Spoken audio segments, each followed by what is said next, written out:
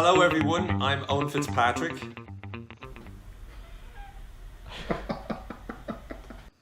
And that is Brian Colbert, and that is our book. Just a little bit of a plug there. We're going to do a few videos and we're going to tell you about what we're going to do. So to start off with, I suppose, Brian, first thing we should talk about is where the idea came from. Well, most books come from the ideas in your head.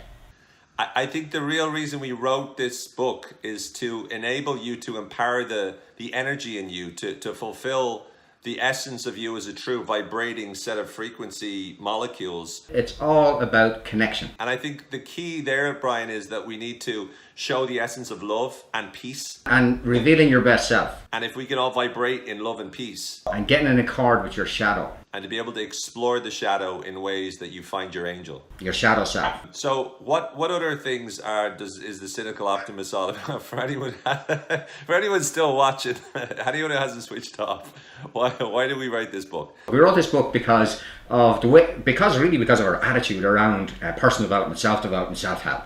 And really it's because of the way we look at it in a very practical, pragmatic way, that we got a touch of cynicism and a whole bunch of optimism. And we're not just telling people like, you know, rah rant, the world is a wonderful place and get in touch with your cosmic vibration and all the rest.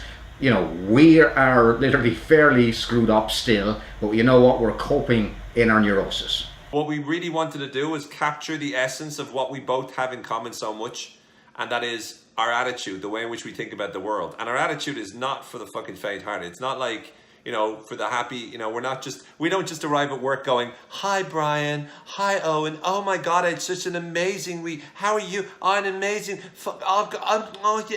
That's not how we do things. This is not the dressed up version. This is not the, when you sit on stage and unless you present yourself with your best foot forward. These are our worst foots forward.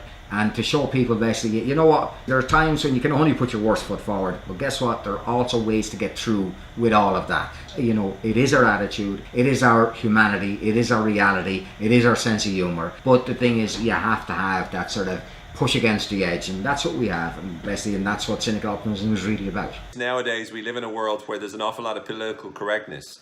You know, I mean, they talk about the snowflake generation and everyone being super sensitive and needing their safe space and all that sort of stuff. And I understand where the intention comes from. But the problem with that is that when we make things so extreme that you can't speak, you can't say anything negative, you can't challenge people, then people don't learn how to be resilient. They don't learn that life is tough. Unfortunately, the world isn't the way we hope it would be. And I think Cynical Optimists what we found we had in common. We're both very cynical.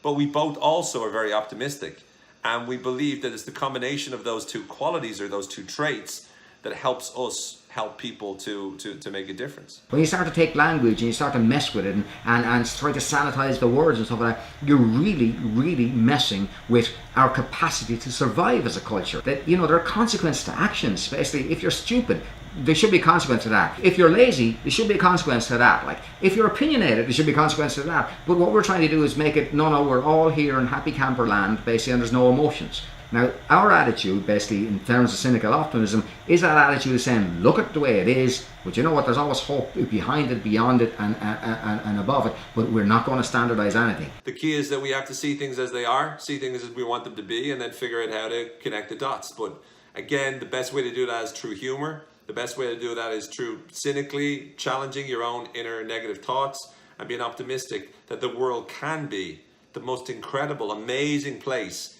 if you can just read the right kind of books and you can learn the right kind of lessons that can help transform the quality of your life. Everything you've ever wanted to know about anything